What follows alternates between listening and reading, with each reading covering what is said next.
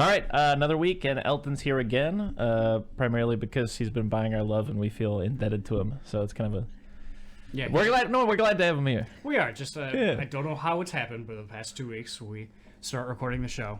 He's just here, and we're like, he won't leave. No, this time very specifically, I came into the living room and I was like, "Hey, tonight the Strokes are playing with Thundercat. If you got $50, you can go see that."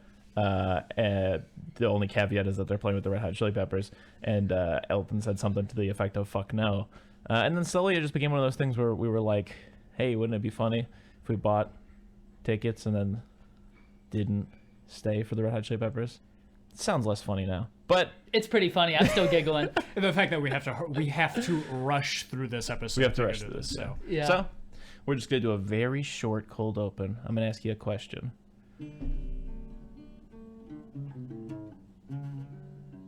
I don't practice Santeria, or is that under the... no, it's a Chili Pepper song. It sounds like the opening to that, doesn't it? It really does. Yeah. They just sound like the same song. Sorry, go. Yeah. Anyways, you ever heard the term Kafka-esque? Yes. Yes. Yeah. Do you know what that means? I've never read any Kafka work. Yeah.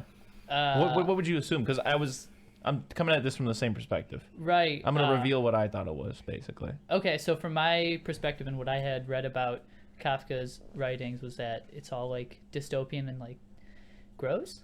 Kind of close. It's pretty much much like, closer than what mine was. Right. Those are the two words that come to mind immediately, and that's kind of just how I read Kafka-esque. Like, you better not be looking it up. What did you think it was?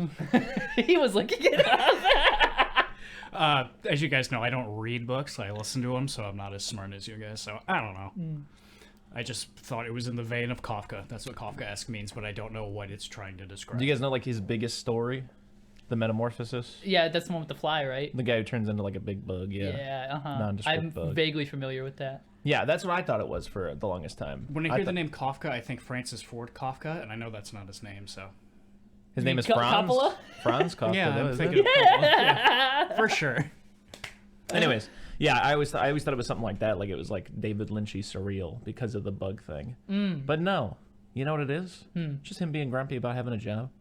About having a job? Yeah. Wow. It's just like a general, like, just that, like, disdain for the general oppressive bureaucracy of desk jobs and menial tasks and authority figures and just that kind of a thing. That whole, like, for lack of a better term, it's like the distillation of, you know, like just something like Office Space. That's not necessarily Kafka-esque. I guess it kind of Like that is. episode I don't of- know. But yeah. Like that scene from SpongeBob where they have the one guy flashing through his life of sitting in his car, standing by the window, sitting at his desk. Yeah. Exactly that? Okay. Yeah. Wow, I'm glad that they were able to frame that for me. Thank you, SpongeBob. Thank you, Tom Kenny. Well, I'm glad I didn't know for your sake, and I looked it up because it's both.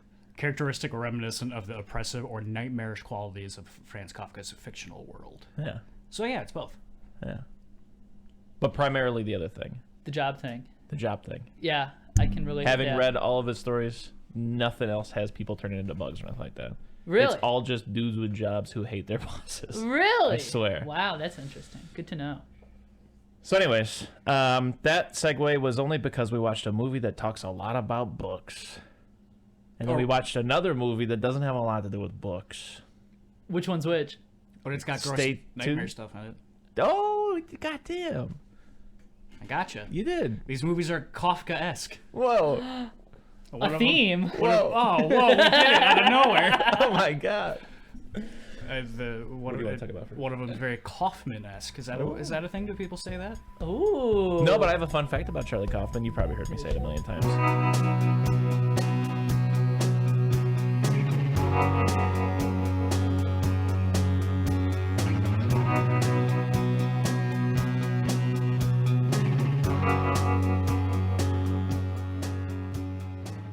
Eating Soup Alone is a podcast hosted by me, Christopher Crumley, and co-hosted by Nicholas Johnson. We try our best to ramble incoherently about a handful of movies at least once a week. Charlie Kaufman got one of his first big breaks writing for Mad Magazine, doing Kurt Vonnegut parody. Oh, Well, that's- really? Yeah, like Very cool. I satire love Kurt parody. Vonnegut. Stuff like that. Yeah, One of my favorite authors. yeah. I think it's from A Loving Place. I think of Oh, sure. Kaufman a lot like Charlie, or like Vonnegut. Either of you guys seen Anomaly? Not Anomaly. Anomalisa. Anomalisa? No. Not yet. It's good. I'd like to. I know it's the summer of Spielberg, but we should wind down with the autumn of Kaufman. That's not bad. I would love to watch Being John Malkovich. I think Eternal Sunshine would be a great thing for the podcast. I think a lot of people our age, have seen that movie and generally like that movie. I need to rewatch it too. Synecdoche, New York is fantastic. Mm-hmm. That might be one of my favorites, if not my favorite. That's why I was happy about this week. It's like, ooh, I get to show a Charlie Kaufman movie to Chris. He kind of my boy. Yeah, Kaufman kind of goes. Is that where we're starting? I guess it sounds like it. All right. Well, yeah, he goes, he slaps, he rips, he fucks. He does all those. Yeah. Yeah. All right, so we watched I'm Thinking of Ending Things. We are. Mail time. Sorry, this one came... Yeah, this one came in through the wire on the internet, so I have to... Yeah, actually on our website, this one came in through... we actually have like a little section underneath the podcast on the website where you can write in, and somebody wrote in. Finally. Instead of sending them to our P.O. box. Yeah. Let me just forward this email to Chris real quick. Okay.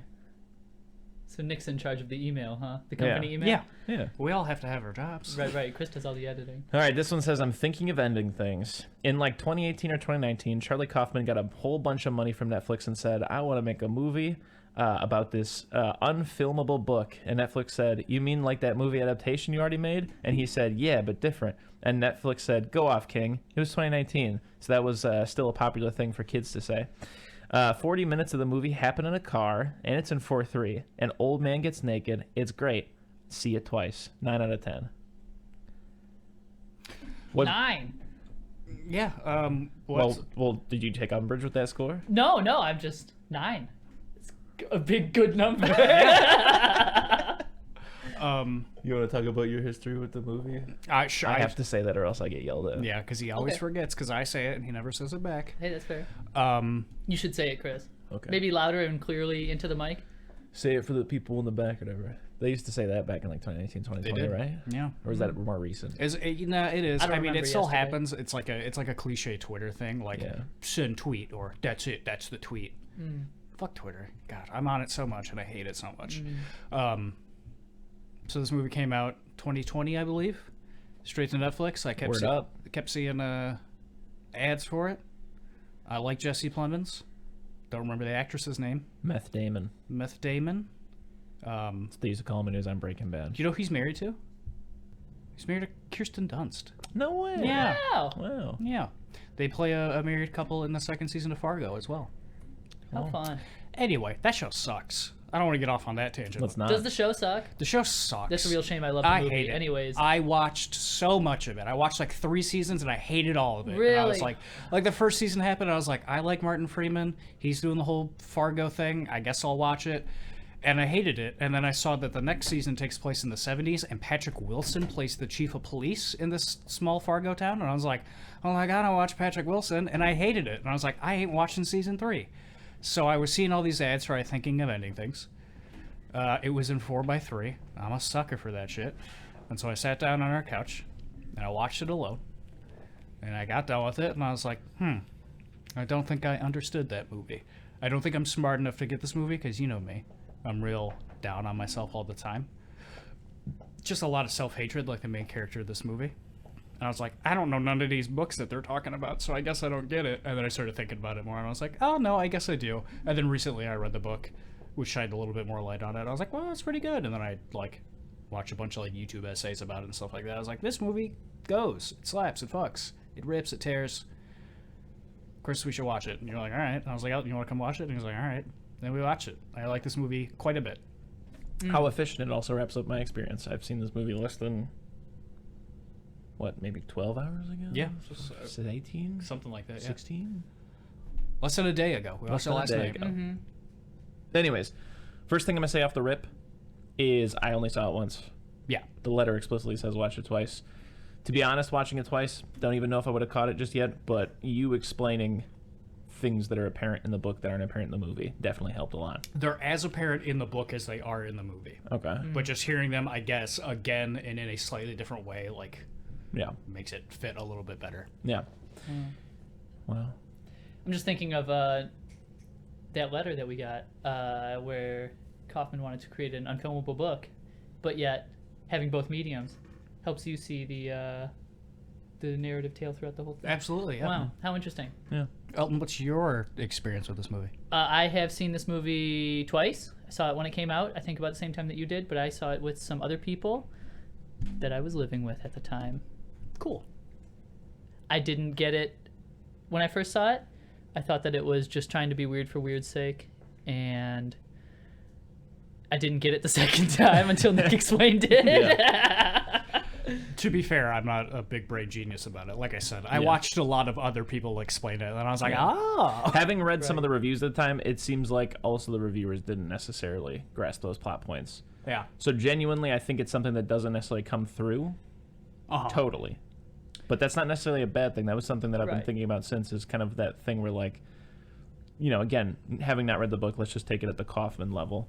You know, as a choice, you know, you could make it abundantly clear, but is the movie better for making it abundantly clear, or is it better for being a bit more vague?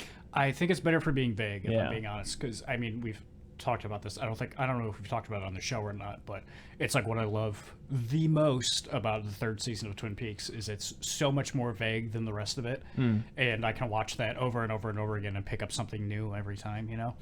And that's what I think is good about this movie, when it comes to, like, abstractism films and stuff like that. Like, watching this, I can't tell... Like, when do you find out definitively that he's the janitor? Like, watching it this time, I was like, I can't remember at what point that happens. I remember picking it up the first time I watched it, but, like, it seems like little hints here and there. You said it was when he was talking about watching the kids do Oklahoma as a young man? Yeah, so pretty much in that first, like, 30-minute stretch. Yeah. Just because we'd already seen the janitor a couple of times. Yeah. And it didn't seem like they were introducing him as, like, a character that would do anything. Yeah. And also kind of understanding, like, the nature of the stories that Kaufman usually tells. I was assuming at some point, you know, either they would do a big jump forward in time, or it'd be like a timey-wimey bullshit thing where, like, young him meets old him, or whatever happens kind That's of thing. the camp that I was in, the young and old. Yeah. He loves the young and old. He really do. But no, I mean... Back to my original point is, like, again, the more you watch it, the more you pick up on. Like, especially I loved it this time watching it. I really liked it the first time, but this time I fucking loved it. There's just so much, like, little shit, like, at the beginning when you see the janitor getting ready for his day and he sees the swing set and this and that, that's the house that the parents live in. So he lives in his family's old farmhouse still. Now as a janitor. At the beginning when she's waiting outside for him and you see the janitor looking at her through the window. It's a janitor looking out, and then, like, the second time it cuts back to the janitor, it's Jesse Plemons dressed as the janitor. When they're in the car at the beginning and he, like, turns up the radio or something like that, you get that close up of his hand turning up the radio. That's not the radio in that car, it's the radio in the janitor's truck and stuff like that. And it felt much more clear watching it this time that, like, oh no, this janitor is the main character and we're in his head every time I, like... Because the first time you watch it, it feels like they're cutting away from the main story to show you this janitor for some reason. But when you watch it again, it's like, oh no, it's cutting away from the main story that is the janitor to the main chunk of this movie. And there's a lot of tells, like I said, like, specifically with the Oklahoma thing, that happens, and also in, like, the first 30-ish minutes, I feel like it is. The second time you see the janitor, after, you know, he's there and he's scraping gum and shit like that, he's actually in the auditorium watching the kids doing Oklahoma. And again, that was just another thing where I was like, okay, yeah, so he's definitely the janitor. And then there's a couple other things, because I definitely didn't notice, like, anything like, oh, this is Jesse Plemons' hand for a second or something like that, but there, you know, there's just other things, like when she goes to do the laundry in the basement, they're all... his uniforms. There's a bunch of, like, very obvious things like that. Like I said, like him as the, you know, the janitor's watching Oklahoma, and previously Jesse Plemons had mentioned, you know, the kids and seeing them later and yada yada yada. And I love that too. He's like, well, you know, they do it every year for obvious reasons, and she goes, who does it every year? And he, like, changes the subject or whatever. When I had first seen the movie, I was taken aback at the acting, like how he just mentioned, how Nick just mentioned the just dropping of things. I thought that it was kind of a weird editing choice, but now I can see that it's I don't know what I'm trying to say, a huge pat on the back for all the actors for, like, creating this atmosphere of an old man losing his mind, Yeah. you know, and this is like all of his memories kind of trying to come back to him and like trying to fabricate a story with just pieces of memories, and it makes it holds it all together just so much better.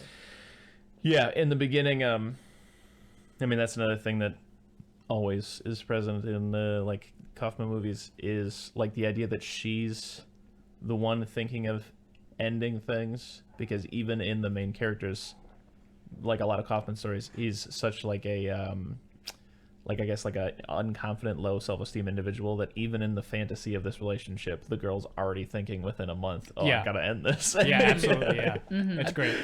But yeah, they're in that car. That car ride is excruciating. There and back. Yeah, and much like, you know, like I've talked about like the movie Souvenir, which like I'd like to watch eventually for the podcast.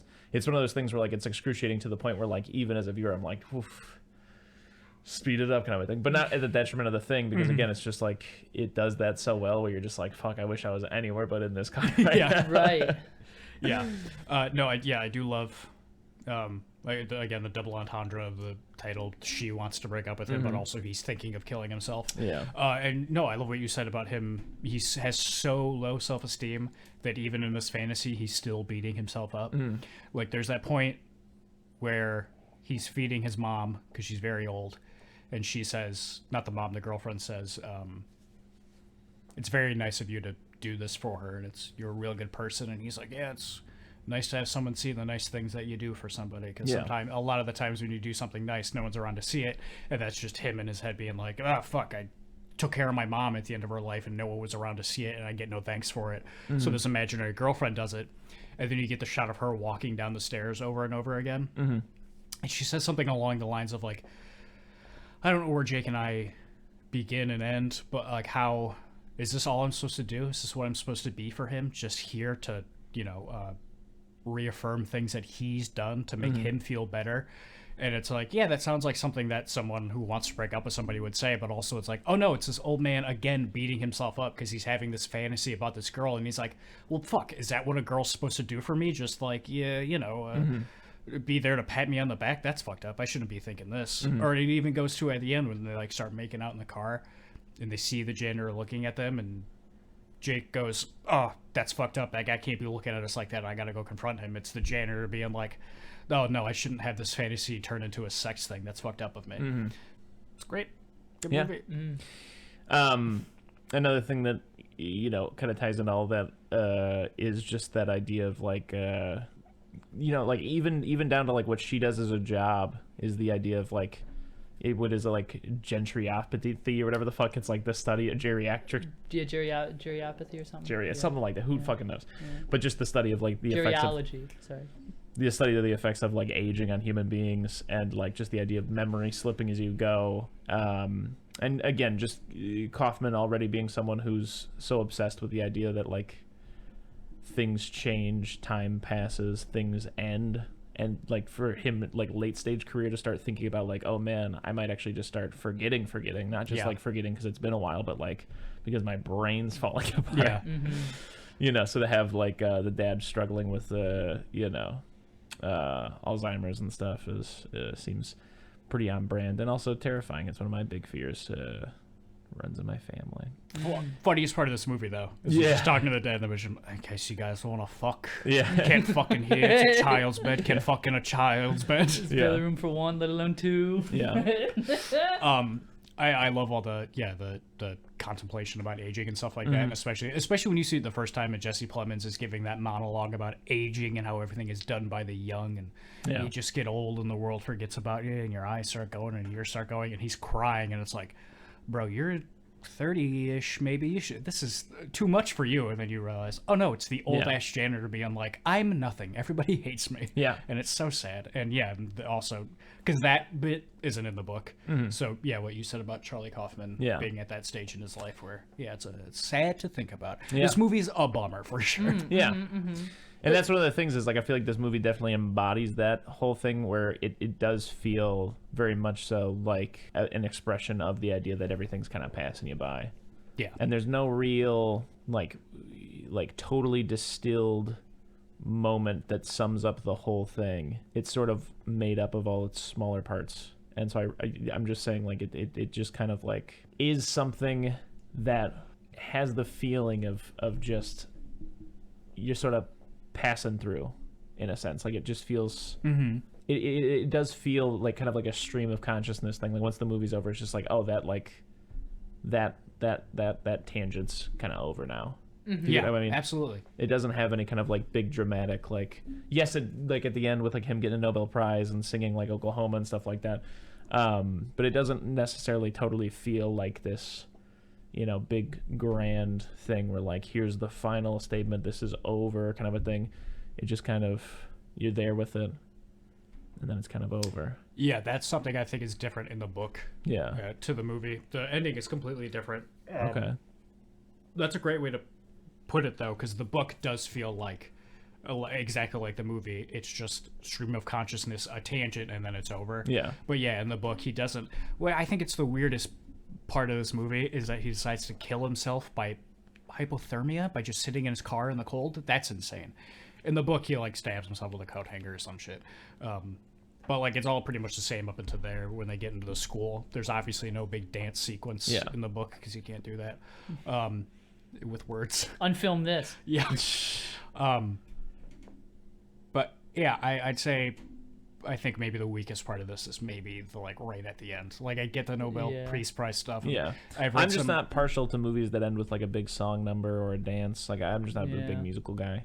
I think I mean, I love the dance. Yeah, I'm not saying I don't like it. I'm just saying, yeah, that, no, like, I know what you mean. But it doesn't feel like a grand finale for me usually when movies end that way. Some like interpretations and stuff that I've read about like the ending of him giving the speech. Obviously, the speech is from A Beautiful Mind, which is one of the movies he has in his childhood bedroom. But like the song from Oklahoma has something to do with his life. I don't remember, but like the Nobel Peace Prize and stuff is him just coming to peace with dying. And being dead, and like when he says to everyone here in the audience, "I'm here because of you," that makes that super sad.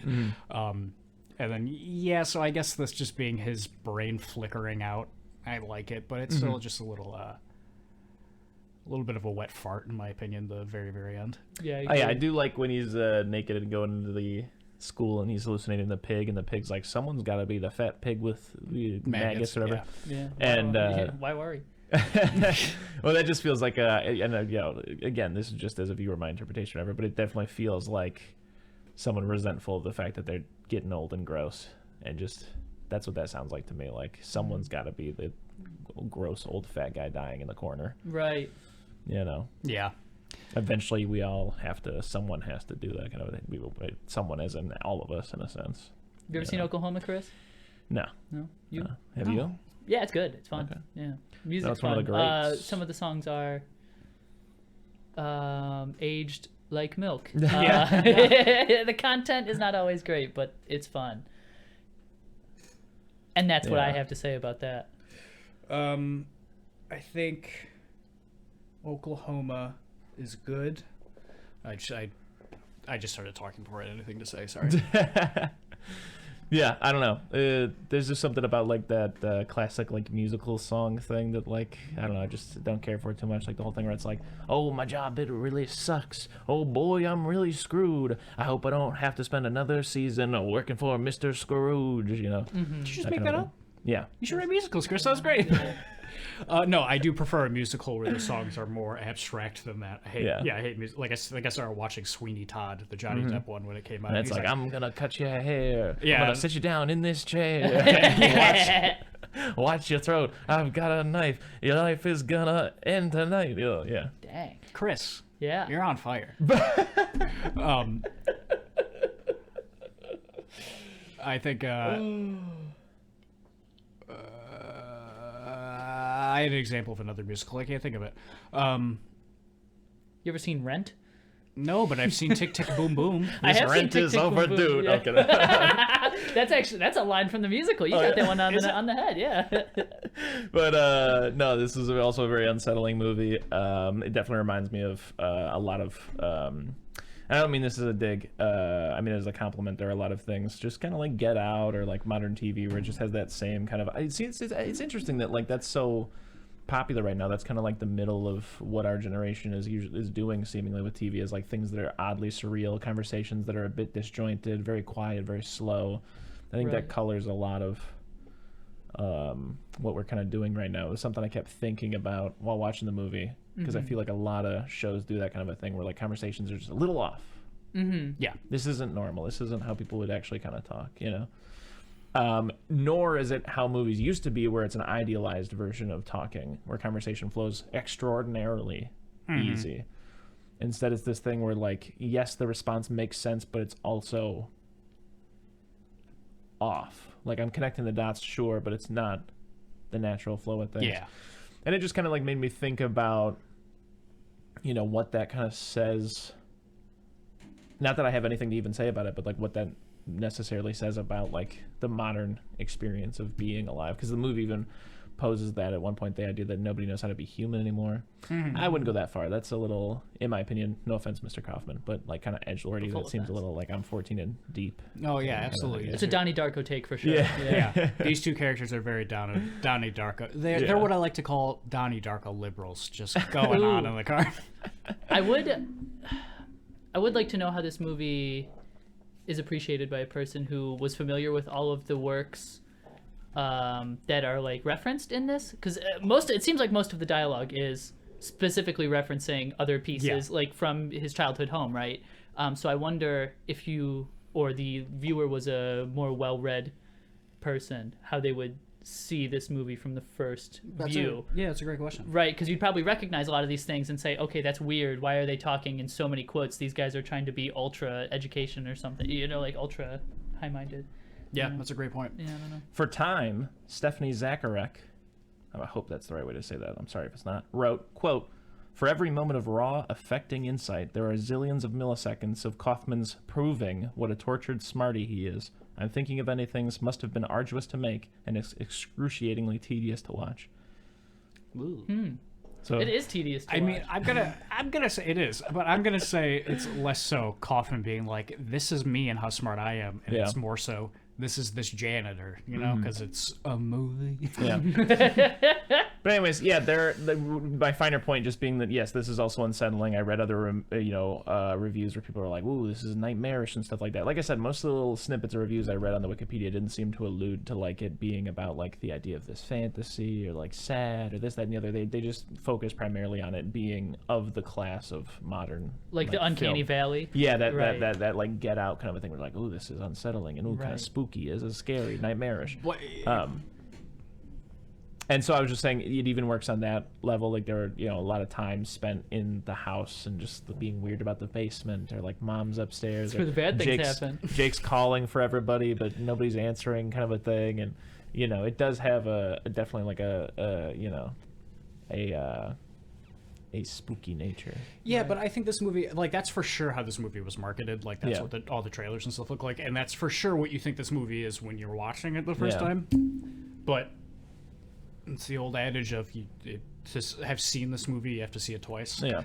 And so, again, the second time watching it, all the weird, disjointed kind of quote-unquote modern weirdness in this feels extremely precise the second time watching it again, and it just feels perfectly like, oh yeah, this is somebody thinking. That's why all of this is like I love every time someone mentions like they're talking about the ants and the ants that just want to explode, like that's their job for the colony, and she goes, "There, I just killed both of us." It cuts to them being at the school or at the house, or when she goes to say, "I'm thinking of ending things." Whatever the idea of killing yourself or both of you comes up, it hard cuts because it's his brain coming back to that and being like, no, like, and getting past it. Or all those phone calls that she gets are him in his mind, I think I'm losing it. I'm thinking of doing something pretty serious. It's like that thought creeping back into his fantasy and him being like, "Oh, I gotta stop thinking about this." It's great. I love it. I don't know if you guys figured this out yet. I love this movie. No, it's good. The phone calls also remind me of like YouTube videos that are, "This is what schizophrenia sounds like." You know what I mean? I had interpreted this as like the phone calls as the dementia that he could have as the janitor kind of creeping in you know, that's why he's thinking of ending things, is because of this disease that he's suffering from. And so that would also like tie in the hallucination of the pig. This is like the final stand. It finally has manifested itself as this pig that he was afraid to show lady as she came up. You know. Also, I hate when I try to talk about like a movement that's going on and I don't name more than like one thing or whatever. There's also movies like Men or anything by A24. Or there's Did like you watch Men? Not yet, but there's another. What a stinker! Big stinker! I'm telling you right now, it sucks. There's another movie coming out from the In Bruges guy, and it's got Mad Eye Moody and Colin Farrell, and they're marketing it kind of similarly. They're marketing it very similarly. It's like surreal and disjointed. And That's fun. Into. And there's this whole thing where like, Thank you. I've only had the trailer described to me, so I've not actually seen it. But like, Mad Eye Moody tells Colin Farrell like we can't be friends anymore, and I guess like Colin Farrell's like not happy with that, and then Mad Eye Moody I guess is like some kind of violinist, and he's like, if you keep talking to me every time you talk to me, I'm gonna cut off one of my fingers, kind of a thing, and just like weird that kind of a thing. Like I said, like it's something that I feel like a lot of movies are going for lately. Mm-hmm. But anyways, I'm very excited about that. Yeah. I want to see that. Yeah. Back to the movie. And, you know, as we were both alluding to, as you were explaining the book to us and whatnot, and the idea that, you know, this is a fantasy, and, you know, he's conjuring her up in her head. There are a bunch of tells of that, too. Again, like, very early into the car ride, he drops the thing about her being, like, you know, the ideal woman, and, you know, the paintings that she does. You know, she goes into the basement and sees that room that has all of the paintings by some other painter, you know, or the poem she recites in the car ends up being from that poet that he likes a lot, and he's got like she like reads the poem out of the book that's in his room right before the dad talks to her about fucking in the twin bed for a while. She goes on later in the car on the way back when she's smoking that cigarette and has an accent out of nowhere, and she's critiquing the movie A Woman Under the Influence. That's straight up from I can't remember their name, but a famous film critic has a book of essays in his room as well. Mm-hmm. And I like that a lot because that's him in his mind being like, I liked that movie.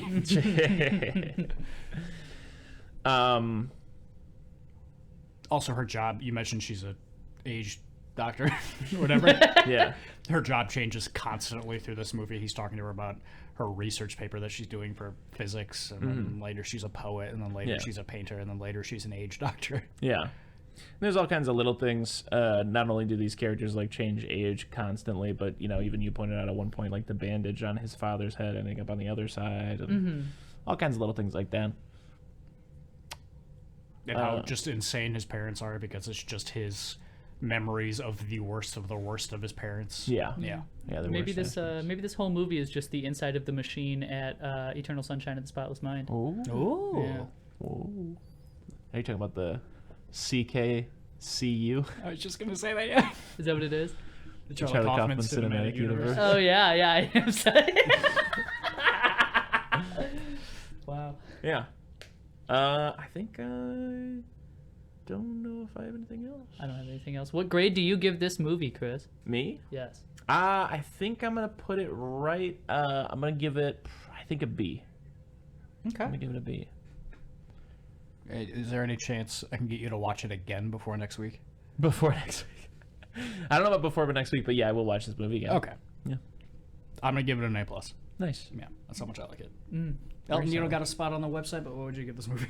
I would say A- the first time I watched it, and an A before Nick explained it to me, and an A+ after he did. Yes. Great. Awesome. So. Did you guys watch another movie this week? I don't think I did. Oh yeah, but you did watch Terminator 2 after we explained the plot to you. I did do that. Yeah, I really like Terminator 2. Is that what you guys want me to talk about while you're looking on your phones? Sure. Terminator 2 rips total ass, kicks it in half, busts the door down, and then punches your mom in the head. In the coolest way, because Terminator can do that. He's above and better than you in every way possible. Give it a grade. A grade? Oh, A+ as well. A harder A+ than this one, though. Sorry, Nick. You're fine. I agree. I like Terminator 2 more than the other movie. But we watched Predator because while we were doing our Terminator stuff, Chris was like, "You haven't seen Predator?" And I was like, "No, I ain't seen no Predator." Came out in 1987. I didn't know that. Yeah. And stars Arnie. Does Carl Weathers. God, I love a good Carl Weathers in a film. Jesse the Body Ventura. Sure. Shane Black, for some reason, whose movie we watched last week, Kiss Kiss Bang Bang. Writer of Lethal Weapon, Elton. He's in Predator, and he's the worst, not the worst part of it. There's a lot of it. We'll get into it, but... Kiss Kiss Bang Bang. I don't think I've seen that one. Ooh, Elton, it's one of my faves. Is that Guy Ritchie? No. No, what am I thinking of? Shane Black. You're thinking of The Man from U.N.C.L.E.? I've seen that one as well. Snatch. I'm thinking of Snatch, my bad. I used to always, for a very long time, I thought Hugh Grant and Guy Ritchie were the same person. Like when people said Guy Ritchie, I pictured Hugh Grant. Don't know why. Just a little fun fact about me. He's the fella from... I've lost the movie. Continue. Love Actually. Love Actually. He is from Love Actually. Is he? And Well, I also, guessed. What's the other one where he's the lady's got a baby? Mrs. Doubtfire. Yep. Continue. All right, I got an email here. It says, Predator. Did you know at the age of 23, the Red Hot Chili Peppers frontman Anthony Kiedis knowingly had a long-term sexual relationship with a 14-year-old Catholic schoolgirl? He wrote about it in his autobiography. He only stopped when he found out her father was the chief of police. Talk about a predator. 6 out of 10. Chris, what's your experience with the Red Hot Chili Peppers? Well, it's awful you bring it up. It was my biological father's favorite band. Cool. So... I once listened to him for 24 hours straight driving down to Alabama against my own will. It sucked. Sounds like hell. Oh, it was hell. Yeah. And a black bandana. Sweet Louisiana. Didn't even go to Louisiana. My history with the movie, I saw it a shitload when I was a kid. I can distinctively remember it being on like FX while I was like visiting my mother's mother, my grandmother in West Virginia, and they were like building a house on some property they had, but they were using it, I guess, just as like a, I don't know, the way you would like if you're like, oh, I got property up north or whatever. They were like working on it, and I was like bored, and I found this mud hole, and I covered myself in mud because I was watching Predator, and that's what Arnie does. Mm-hmm. Thought it was cool, and Covered your scent. They That's couldn't it. find you after that, huh? Yeah. That's about it, yeah. I always thought the creature design looked great. I had a little video game of it when I was growing up on the PlayStation 2, Concrete Jungle, great. Really would like to rewatch Predator 2 Concrete Jungle. It's got my boy Danny Glover in it. Yeah, I'm interested in the idea of the Predator in the urban setting. You know? That's it. I don't know. I've never seen this movie. Either? Predator? No, never. Or Predator 2? No, never. We should watch Predator 2. Cool. Yeah. I'm down with that. Okay.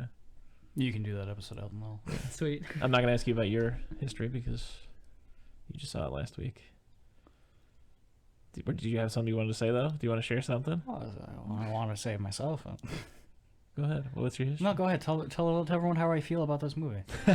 I'll just chill out for the next 30 minutes. Yeah, that'd be a good episode of the podcast.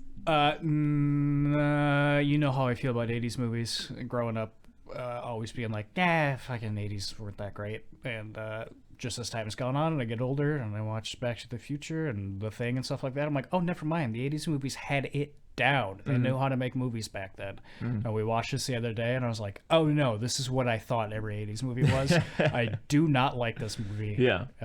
Like you said, I like the creature design. He's great. But the rest of this movie, I don't really fuck with. Yeah. What about you, Elton? Me? Well, I also saw the previews on FX. They do have the movies, but I did not catch that one ever outside of maybe like 5 minutes here and there. Yeah. Yeah. They do have those 3 laser pointers though, don't they? Yeah, they sure do. Yeah, wow, I do remember that. Looks just Pretty like cool. Looks just like our Brita filter when it needs to be replaced. Yeah, this is... I'm very conflicted on Predator, especially the first half. It's easily the weakest half, and I feel like it didn't necessarily have to be. But also, I kind of like it, like, the meme of the 2 hands grabbing each other. Yeah, you know that one, Elton? Yes. Pretty much sums up the first half, but it just happens within the first 4 minutes of the movie. And they like square it up like that where it's just biceps and hands? Yes. Wow. First 4 minutes of the movie. It blew me away. So it sets the tone for what the first half should be, but it just doesn't kick as much ass as I want it to do.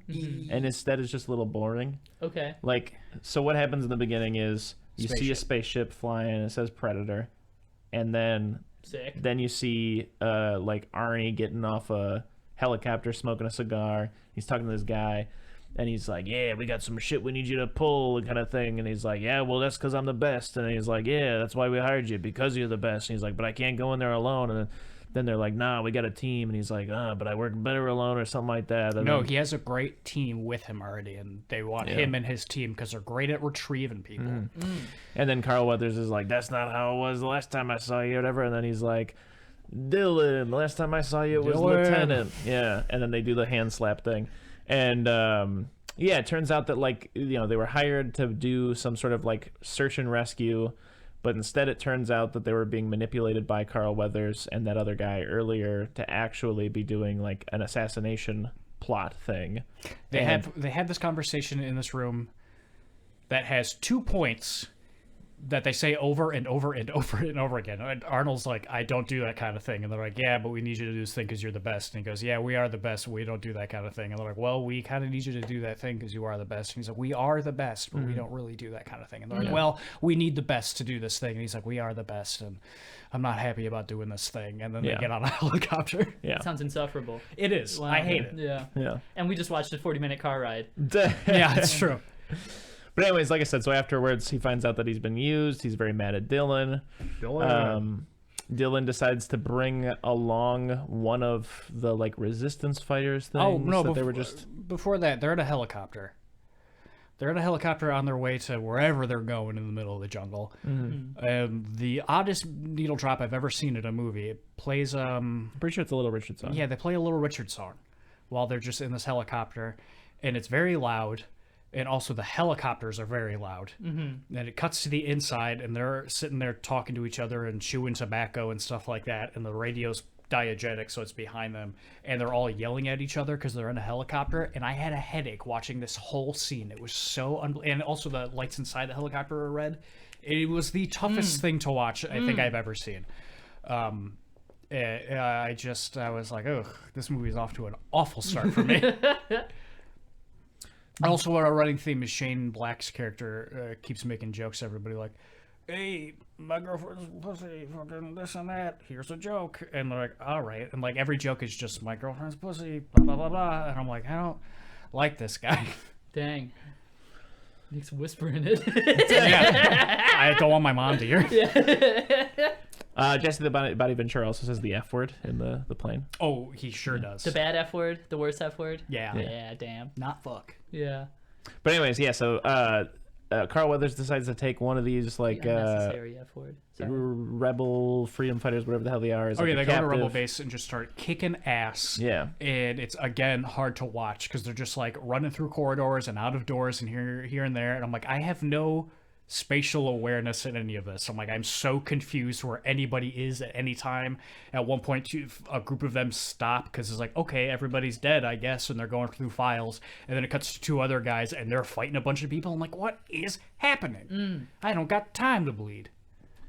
But anyways, so at this point, like I said, they're like starting to flee, but they've got this like captive, whatever, and they've got like 5 minutes to get out of there because, like I said, Dylan didn't tell them that it was like more of an assassination thing and not just like a retrieval thing. And so there's like backup coming, I guess, and they've got like 5 minutes to get out. And they have a guy who's Native American and really good at like tracking and topography. Naturally. Yikes. But he's like, yes, there's a pretty treacherous valley, but I wouldn't really want to go through that kind of a thing. And then they're just kind of like, well, no other choice kind of a thing. So they go through the valley. And I should also mention that part of Dylan's like thing is that there's some guy named Hopper that like Arnold also knows from back in the day, and he's been killed. And that was the whole reason why Dylan like manipulated Arnold into doing this thing, I guess, to get like revenge is like what he's trying to say to Dylan, or not to Dylan, to Dutch. Also, at some point, they've seen 3 bodies skinned alive, hung up in trees. I was bringing that up primarily because when they find the skinned body, he says, Dylan says like, oh, that's how we found Hop or whatever. Yeah. So that's the first little touch of like the predator being around. You're getting like heat vision every now and then. Yeah. Now and again. And I like this stuff. I just feel like I said, that first half wasn't super strong. They could have tightened that up, but also maybe sacrifice some time to have like the Predator makes very quick work of everybody else. And I feel like it would have been stronger if like they were a little more slowly and meticulously kind of picked off, but instead, like as soon as it starts happening, it's just happening. And you don't see the Predator for most of it. He's just invisible. Yeah, which is fine. It's a superpower, isn't Yeah. it? It's one of them, yeah. Which is fine because it's also kind of how like slashers traditionally go. Like once the kills start, they don't really stop. They just kind of start going. I will say that's pretty cool about this movie. It's an action movie and a slasher at the same time. Yeah. I give it props for that. That's Yeah. pretty dope. Yeah, it's another one in the line of, you know, the 80s kind of obsession with blending genres with horror. The way that, like, right now we're kind of doing the thing where it's like, hey, it's a superhero movie, but also a heist movie. In the 80s, you had things where it was like, oh, it's a horror, but it's a comedy. It's a horror, but it's an action movie, that kind of a thing. My biggest problem, though, is it's an action slasher, but it's the worst action movie and the worst slasher movie I've ever seen. Like, it's the worst of both worlds. Yeah. So anyways, long story short, you don't really have to go through necessarily how they like get picked off entirely, but the Native American gentleman named Billy, I do like this aspect of it, but again, it happens so quick, and it's only filled out by like one line by some other guy, but he's just kind of like staring at the trees and watching, right? And then some guy goes like, yeah, Billy's been like this all morning. He's really been, you know, yada yada yada, and then not too long after that, Billy kind of gets killed. But I do Like he's a dog or something? Exactly. Like he's a fucking dog? Okay, They show cool. they're like, he's been like this all morning, and he's just way out in front of everybody staring into the woods. Yeah. And Arnold comes up and goes, "What's wrong, boy?" And he goes, "Something in the trees." And Arnold stands there and goes, "Okay." And they just look there for a while, and then you see Predator Vision looking at them. Also, I gotta say, every time you see the Predator Vision, the like heat vision, you know, I'm like, what the fuck am I looking at? Like, it's just a garbled mess of nothing. And I'm like, all right, I guess that's heat vision of them. And then later he takes off the heat vision thing to see his real eyes, and it's just that but red. And I'm like, God, fuck, this is, I hate looking at it. It's gross. Anyway, they look in the woods for a while and go, all right, let's go into the woods. But yeah, I do like the idea of like someone, again, like it sucks that it's a Native American who's like really good at this kind of shit. But putting all of that aside for a second. It's the 80s, just using a stereotype to further the plot. Yeah, we get it. But I do like the idea of a guy who's especially like observant and good at that kind of a thing, right? That's a specialization. And I like him being the one that's like, no, I can tell something's out there. You know what I mean? Because you kind of can to a degree. They talk catch the shimmer or whatever. Not just even with that, but just in general, like that's one of the things that like if you're out in the woods, I don't want to sound like fucking Joe Rogan or something, but we would have been a little more in tune with it. But nowadays, like there are tells that there's a predator around. Oh, sure. You know what I mean? Like the forest gets very quiet. Sure. Is one of them Right, because 'cause everything that everything makes else- noise would get quiet, kind of a thing. Right. And you know they just talk about like how like you know it's very famously we have like 5 senses or whatever, but actually we have like 20 or 30 or something like that. Right. There's all different kinds of things. Like You've a got sense your of lateral balance. line. Yeah, exactly, exactly. You got your sense of justice. Yeah, and You can touch your finger to your nose with your eyes closed, I bet. Do it right yeah. now. He just did it. Wow, that was good. Chris! But you can tell when something's kind of off, like you know, if hair stand up on the back of your neck and stuff like that. And if there is one guy who's especially in touch with it, it's a scene that I can remember usually like making me unsettled. But again, like this movie just moves at too much of a breakneck pace, I feel like. Yeah, people start getting picked off, and one of the things that happens is like all these guys are holding the biggest guns you've ever seen, so the predator has no problem dispatching them with his guns, kind of a thing. Like he'll just blow them to bits with like his little gun. Oh, sure.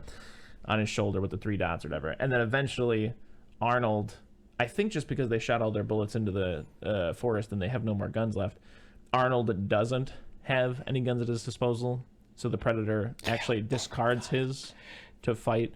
It's something that like again, like I wish they would have done more with, but it just kind of happens. There's a couple of points where Arnold kind of like, God, what's his fucking name? Dylan. Mikey, I think, in The Goonies. Kind of like how he understands One-Eye Willie's booby traps because he has that The computer. Franz Kafka machine in his front yard. Yeah. It's kind of like that for some Oh, fuck, what were we calling it? Hans Zimmerman machine. Yeah, the Hans Zimmer machine. Yeah. No, that wasn't I think it. you called it the Goldberg MC machine. Escher Yeah. machine.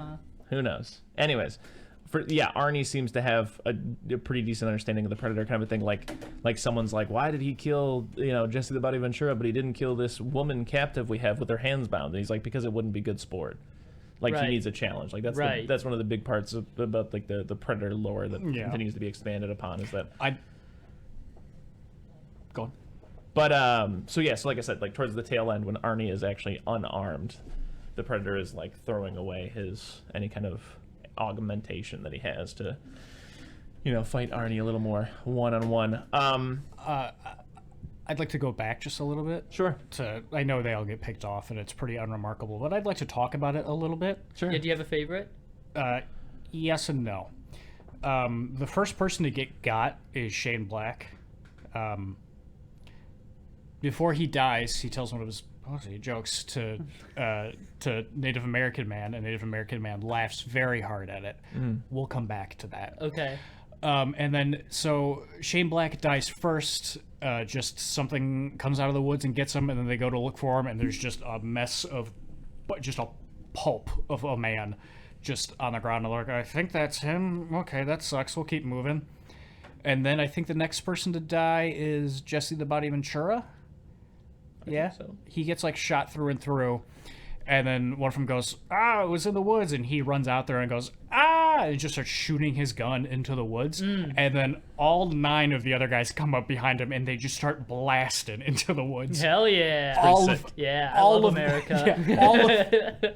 All of their ammo, like every last drop just in this one scene. That's what I'm saying. I wish there was more of that, like the handshake thing and just the shooting all of the woods. Like if they really would have dialed it up to 11 with all the action stuff in the beginning, right? I think it would have worked because it reminds me of something like The Last Action Hero, like where it's supposed to be a satire of action movies. That's why it kind of sucks, but it also just ends up sucking. Like we literally get that scene where they infiltrate that base, which, like I said, is weird, and then them shooting all their guns in the woods right there, and the rest of this movie is them walking through the woods with the most intense music I've ever heard.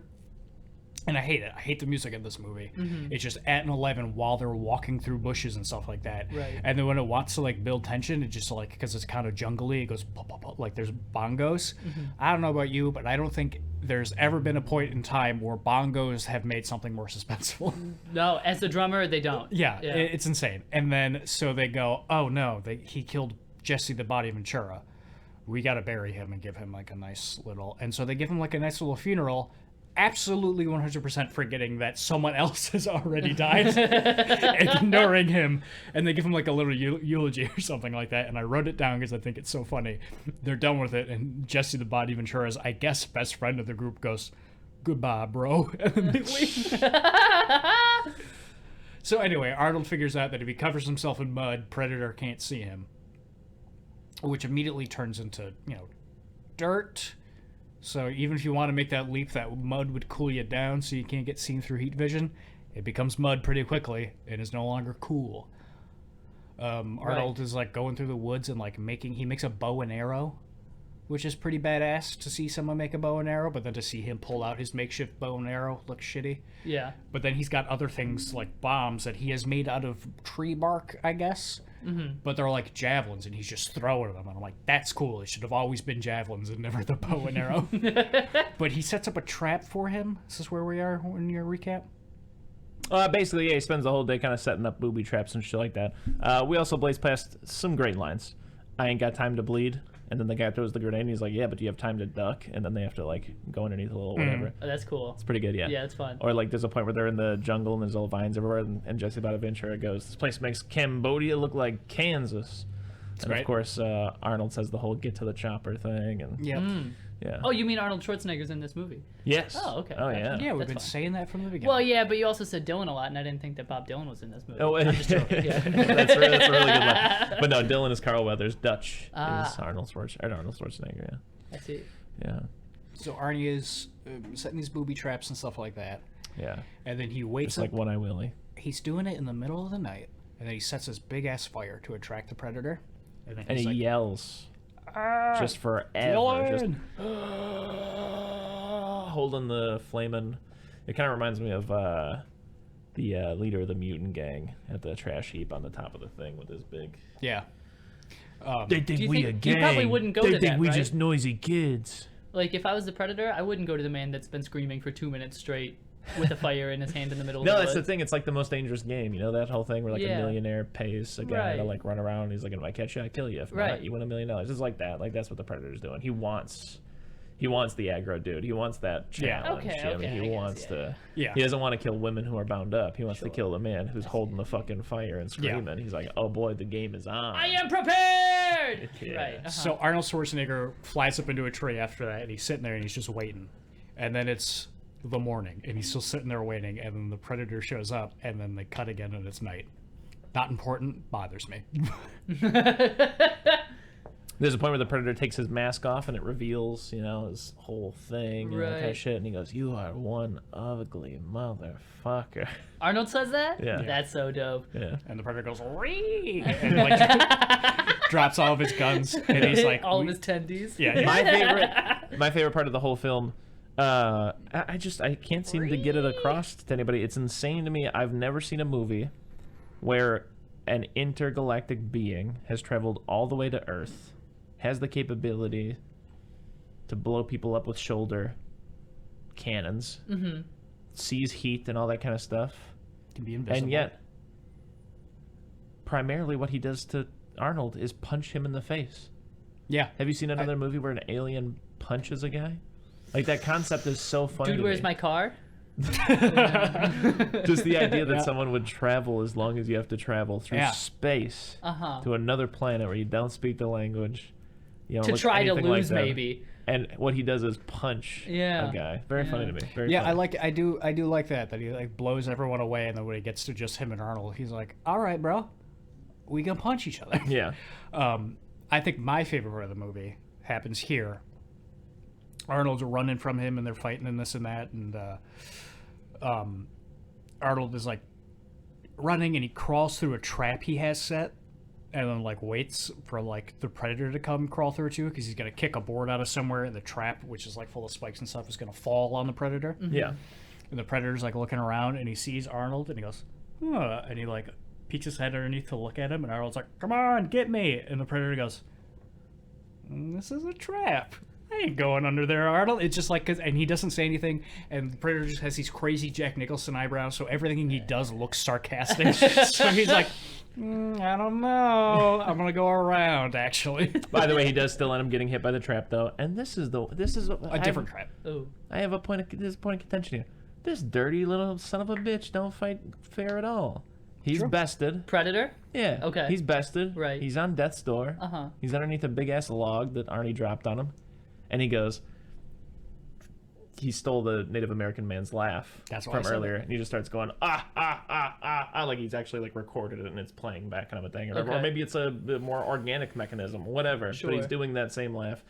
And he has figure this out thing in until his two. arm where he's like, dee, dee, dee, dee, dee, and he sets off a bomb to go off. And Arnold's like, oh my God, it's a bomb. And he's like running away. It's like the Predator just keeps going, Yeah, and at first I didn't realize it was the same laugh, and I was like, the Predator has a man's laugh? I really hate that. Because it's just like a gun roll, like, oh! And I'm Yeah. like, okay, Predator. Yeah. And then I think Arnie gets away. He gets away, the chopper comes, and they find him. Yeah. and He gets to out. the chopper. Does he get to the chopper? That's He really gets nice to to the know. chopper, yeah. After all these years, I've only Yeah. heard the internet meme of Yeah. get to the chopper. So I would say I still like Predator. It's not as strong as I think it could be, though. I think that's the best way to put it. Is there's a lot of potential there, and I think that's why they've tried to make so many Predator movies. They've tried to make so many Predator shows, video games, comic books. Is because there's something there. Yeah, I just don't think this movie fully actualizes the potential totally. unmistakably, there's something there. Yeah. I definitely have interest in Concrete Jungle. I think it'll be the same case where, like, I don't think it's going to be a better movie necessarily. I might like it more. Like I said, the whole time I kept thinking, you know, this is great, but I don't know. I'm just so attracted to the idea of A good Predator movie. takes the Big Apple. I don't know why. I just prefer George of the Jungle. You know? Yeah. So I don't know. I'm giving it probably like a C. I'm giving it a C. Yeah, just in case you couldn't tell, thoroughly disliked this movie. Yeah. Was bored or annoyed the entire time, with Yeah. the exception of his eyebrows.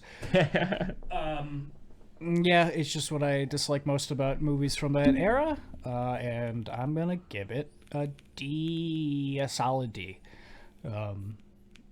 Maybe Concrete Jungle will be better. I don't know. I don't think it's considered to be a better movie, but my personal tastes, I think I might enjoy it. Because the whole thing that I can remember from my childhood is basically that Danny Glover is a detective working a case where all these people are getting murdered in the city. But I'm sure you can see where this is going. Yeah, they're all skinned alive. I'm sold. I want to watch this movie. And stuff like that. Yeah. Yeah, that sounds like a cool X-Files episode. Yeah, and that's another thing. Even this has like X-Files vibes. I know he hated the soundtrack, but even like things like the bongos just sounds like how Mark Frost would have like scored Okay. the X-Files and stuff. Okay. You know what I mean? Mark Frost score the X-Files? Yeah. The guy from Foster the People? Mark Snow, I think, is his name actually. Mark Frost Snow. Mark Frost is Twin Peaks. Yeah. Mark Snow is X-Files. Gotcha. Yeah. And someone's in a band. I guess. Someone's in a band. That you just Foster the People? That's Mark Foster. I'm just joking. Okay. Yeah. He's maybe 30. But towards the tail end, it has a moment. I hate to spoil it unless you guys want to watch it together. Someone give him a flintlock pistol. Something like that, but I don't know when that happens. I don't remember that. At the very end, he's on the Predator's ship, and what does he see? But a xenomorph skull. That's how they set up the AVP. Whoa, Oh, that's really? the second movie? That's the second movie. Wow. That's cool. Yeah. Wow. Yeah. Danny Glover bests the Predator. What year did that come out? Well, it had to be at least like 1990-ish. Right. Because I think, from what I know, they were going to make a third one. 1990. Yeah, they were going to make a third one, and then Freddy vs. Jason came out, and they went, fuck that, make Alien vs. Predator right now. Mm-hmm. And that movie's bad because of it. But I think at some point, at the end of some Predator, they decide someone that they're hunting is good enough for them not to kill, and they welcome them on the ship, and they go, here's an old flintlock pistol, because we've been here since the Revolutionary War. The government is made up of lizard people, huh? On review aggregation website Rotten Tomatoes, the film received an approval rating of 32% based on 31 reviews with an average rating of 4.8 out of 10. The site's consensus states, the thrill of the hunt is gone in this hackneyed sequel. So that's what people say about... Cool. The Washington Post reviewers, there were two apparently reviewers, saying... Rita Kempley enjoyed the film, saying she felt that it had, quote, the dismal irony of RoboCop and the brooding fatalism of Blade Runner, and that Glover, quote, brings an unusual depth to the action-adventure and proves fiercely effective as the Predator's new nemesis. Desson Howe felt the move was, quote, blithely unoriginal and numbingly violent, but also praised Glover's ability to bring warmth to the center of a cold film. The New York Times, Janet Maslin, I guess, called the film, quote, an unbeatable contender for the most mindless, mean-spirited action film of the holiday season.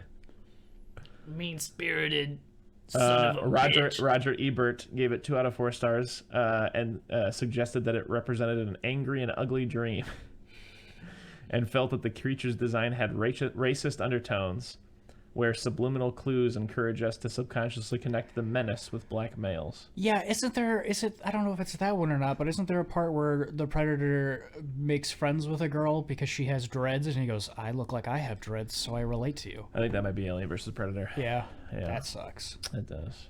Well, anyways, as far as I'm concerned, that's that. Prey looks cool. Mattress Man. You seen these trailers for Prey? No, what's that? It's a new Predator movie, but they're like Native Americans, so like the Predator looks kind of like low-tech and stuff like that too. Seems cool. He's in a colonial hat. I'm imagining the Predator in a tricorn hat. Yeah, he's the British. Oh, Jesus. Anyway, that's that Mattress Man.